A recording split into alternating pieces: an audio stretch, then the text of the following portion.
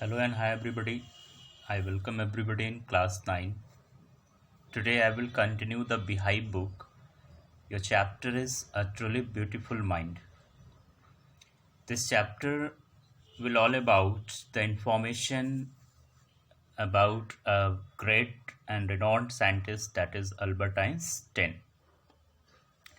Student, in this chapter we will come to know that how he became the world famous scientist. Not only the scientist he was having the political vision also. No, so of course none other than Albert Einstein he was. In this chapter we will come to know that how he was looking in the childhood. क्या कोई ऐसा expectation था कि वो एक great scientist बनेंगे? बिल्कुल नहीं, बिकॉज सबको पता है कि in the childhood he was considered as a freak, मतलब उनकी मदर ही उनको फ्रेक बोलकर बहुत ज़्यादा इरिटेट होती थी, क्योंकि because he was having the very large head, मतलब हेड का साइज़ थोड़ा सा एबनॉर्मल था, तो किसी को भी नहीं पता था कि in future what he will become, क्या बनेंगे आगे चलकर. तो student, there is a message also कि हम किसी को देखकर या उसके बचपन की हरकतों को ये अंदाज़ा नहीं लगा सकते हैं कि that person become what in his life. So come to know more about Albert Einstein that he was born on 14th March 1879 in German city of Ulm. So of course he was an Germanic person. There was no sign in at the time of birth. ऐसा कुछ sign नहीं था कि वो आगे चलकर कुछ बड़ा सा काम करेंगे, है ना. सो किस्मत और भाग्य, nobody can know. यस. तो मदर टोल्ड हिम फ्रैक, मतलब कि at the 2.5 year of the age he started speaking, और जब वो बोलना भी शुरू किए तो he was repeating the sentence twice.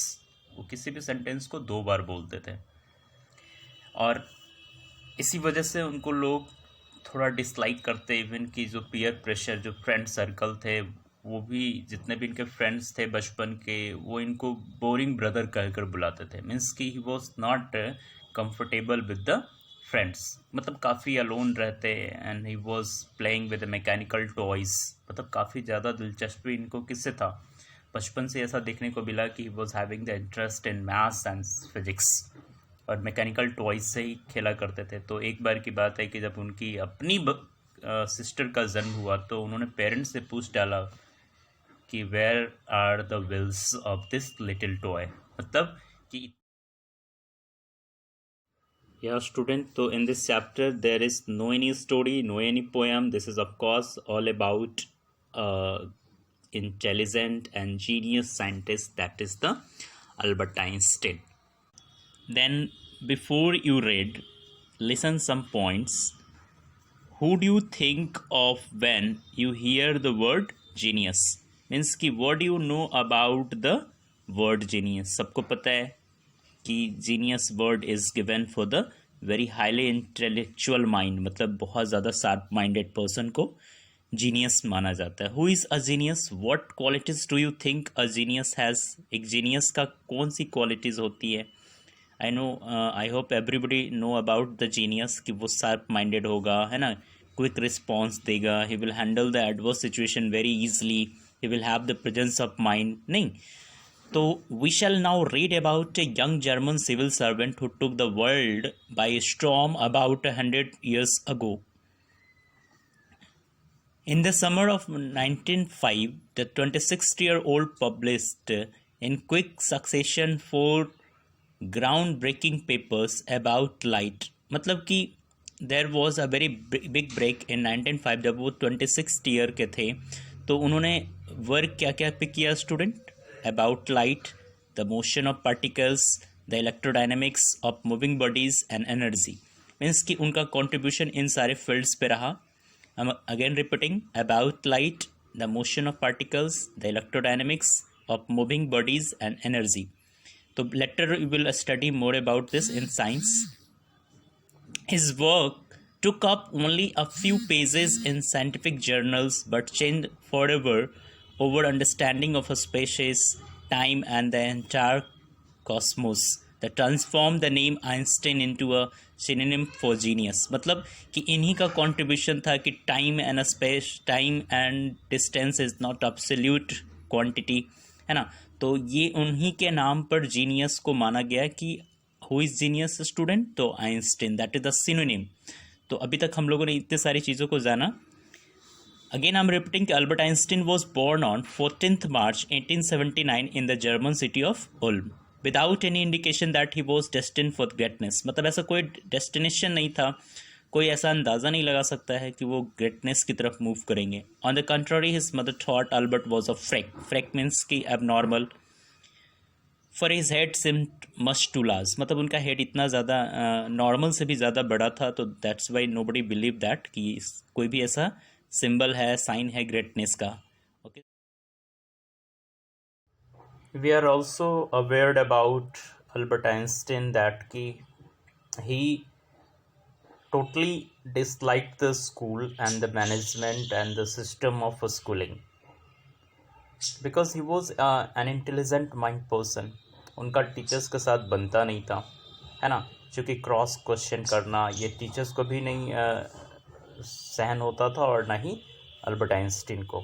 So what the headmaster told to his parent that कि मुझे नहीं लगता ये फ्यूचर में कुछ बन पाएगा because he is not having the token of love and respect for the teachers.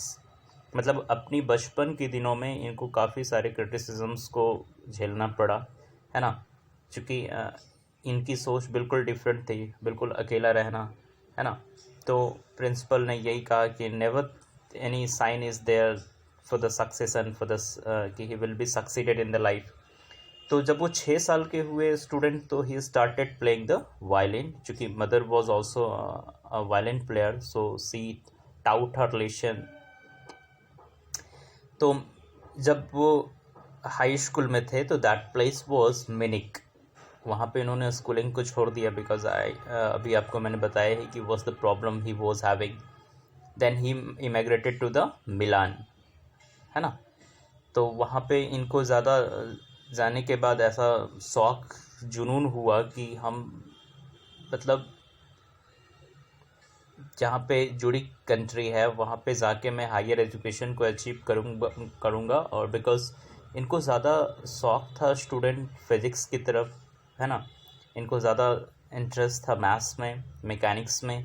सो उनको लगा कि हम यहाँ से बेहतर वहाँ जाकर जुरिक में अच्छे से एजुकेशन एंड डिग्री हासिल कर सकते हैं. क्योंकि he was always against with all the systems, even कि he was not having the cool relationship with the family also. तो वहाँ जाने के बाद इनको पता चला कि एक same approach, same thought process की एक और लड़की है, that was the Mileva Maric.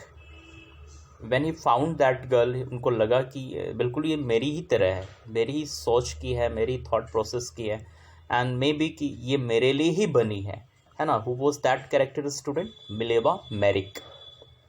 तो एजुकेशन डिग्री, चूँकि मिलेवा मेरिक वहाँ पूरे यूरोप में ही, स्विट्ज़रलैंड में पहली एक ऐसी यूनिवर्सिटी थी which was providing the women education and degrees. तो मिलेवा मेरिक वहाँ पे वीमेन डिग्री लेने गई थी और वहाँ पे इनकी मुलाकात अल्बर्ट आइंस्टीन से भी होती है. तो साथ साथ पढ़ाई करने और सेम अप्रोच रखने की वजह से they came very close and become first friend and fell in the love. So अभी हम लोगों ने क्या देखा, तो because of like minded persons दोनों काफ़ी क्लोज आए. And when he become 21 year old, तो he up to that time he was unemployed. ठीक है. तो what we can say, he was unemployed graduated, but he started teaching the lesson as a teaching assistant in the school and colleges. वहाँ से इनकी first part time job शुरू हुई. तो काफ़ी जल्द ही इनको मतलब प्लेसमेंट हुआ इन 1902 में एक बर्न कंट्री में, that was in the patent office.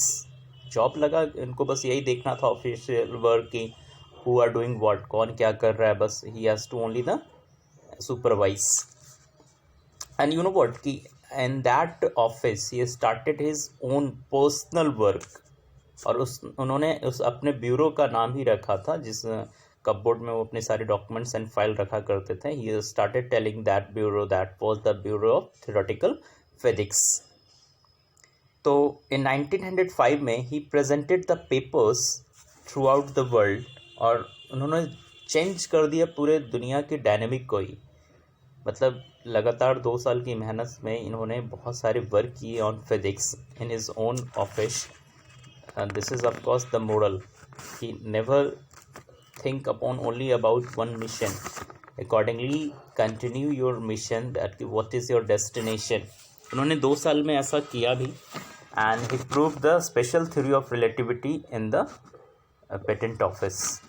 उन्होंने क्या इसमें प्रूव किया कि time and distance are not absolute quantity, दोनों वेरी करते हैं. कैसे? For example, he took 2 clocks, और दोनों एक्यूरेट क्लॉक्स को उन्होंने वेरीफाई किया कि time is not absolute and distance is also not absolute when the clock started. तो ऐसा हुआ, वेरी किया है कि one clock was maybe faster. I hope all are getting this. तो finally he concluded the equation that is E equal to mc², where सबको पता है m stand for the mass and c stand for the light of light years. So अभी तक आप लोगों ने देखा कि उनका जो ये जो फील्ड वर्क था, उनका जो साइंटिफिक वर्क था, that was up to mark. पूरी दुनिया इनको जानने लगी है ना. लेकिन जितनी अच्छी इनकी अप्रोच बाहरी दुनिया में थी, उतनी अच्छी अप्रोच इनके प्राइवेट लाइफ में नहीं थी. As we come to know that कि he got married with the Mileva Maric. चूँकि मिलेवा मैरिक से विवाह करने से पहले ही मदर ने मना किया था कि सी इज़ लाइक माइंडेड. आज तुम किताब हो, कल वो भी किताब की तरह होगी. Who will do the household work. So तो हाउ वी कैन से कि his marriage life was not up to mark. He was not happy at all in the marriage life. मतलब अपनी पर्सनल लाइफ से खुश नहीं थे, because Mileva Maric जो आपने देखा कि लाइक माइंडेड होने की वजह से उन्होंने विवाह किया, बट काफ़ी कुछ समय में ही इनकी रिलेशन टूट जाती है. जबकि बच्चे भी होते हैं इनके, फिर भी इनका डाइवोर्स हो जाता है. ठीक है. और डाइवोर्स होने के कुछ दिन बाद ही इन्होंने फिर से अपनी एक कज़न जिसका नाम था Elsa, he got married with his own cousin. और तब तक ये पूरी दुनिया में छा चुके थे स्टूडेंट. ठीक है. मतलब फाइनली वी कैन से कि he was overall approachful minded person for the world, but not in the private life. In 1915 he proved the general theory of relativity. Note it down. Which year, student? 1950 he proved the general theory of relativity.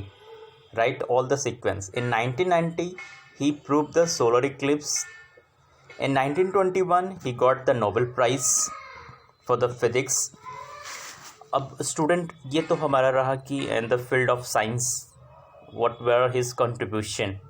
Now we are coming to know about his political vision also. कि when 1933 when Nazi came in the power, जब Hitler की सत्ता आई तो सब लोग shift कर रहे थे. तो साथ साथ Albert Einstein also shifted to the, मतलब immigrated to the another country. कौन सी कंट्री में student? From Germany to USA. मतलब वह US चले गए, चूँकि हिटलर की तानाशाही एक्सट्रीम पोजीशन पे थी. तो आफ्टर 5 ईयर उन्होंने एक क्या देखा कि उस अमेरिका में there was a discovery of nuclear fission in Berlin. उनको ये बहुत ज़्यादा चोट लगी सुनकर कि वहाँ पे न्यूक्लियर फिजन पे वर्क हो रहा है. उसके साइड इफ़ेक्ट्स और उसका डिसएडवांटेज को इन्होंने प्रिडिक्ट किया कि कितना ज़्यादा डिस्ट्रॉय हो सकता है, कितना ज़्यादा लॉस हो सकता है लाइफ एंड प्रॉपर्टी का. So he thought to write a letter to American president. उस टाइम रूजवेल्ट प्रेसिडेंट थे, फ्रैंकलिन रूजवेल्ट. तो इन्होंने लेटर भी लिखा और अवेयर किया कि ऐसा ना करें, बिकॉज़ ये ह्यूमन मानवता के लिए बहुत ख़तरनाक साबित हो सकता है. लेकिन जो प्रेसिडेंट था उन्होंने इसको एक आइडिया के रूप में लिया, है ना. जब उन्होंने लेटर में लिखा, आइंस्टीन ने लेटर में लिखा कि ये हमारे मानवता और समाज के लिए घातक है. अगर समुद्र के बैंक पे भी गिराया जाए तो ये न्यूक्लियर फिजन यानी कि एटॉमिक बम इतना ज़्यादा घातक है कि एक साथ मिलियंस ऑफ द पीपल को मार सकता है. So don't do this. It was the plead, मतलब he was pleading to the president.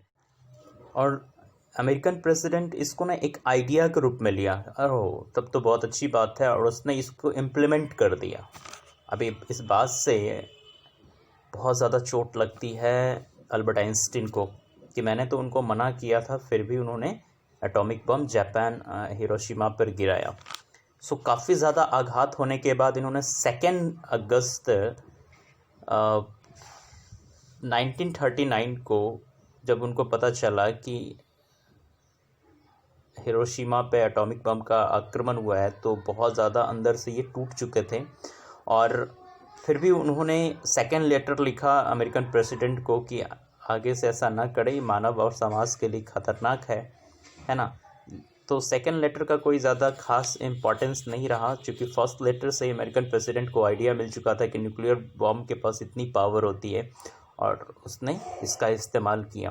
तो हम लोग कह सकते हैं कि उसके बाद से काफ़ी ज़्यादा चोटिल होने के बाद जो अल्बर्ट आइंस्टीन थे, उन्होंने विश्व शांति का मैसेज दिया, है ना, क्योंकि उनको लगा कि मेरी ही वजह से जापान में जो अटैक हुआ है, it is complete the loss of human life and property.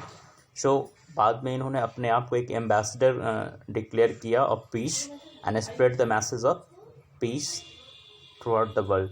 तो हम लोग कह सकते हैं कि उनके पास साइंटिफिक विज़न के साथ साथ इमोशनल विज़न भी था एंड फिलोसफिकल विज़न भी था। सो सैल्यूट टू अल्बर्ट आइंस्टीन।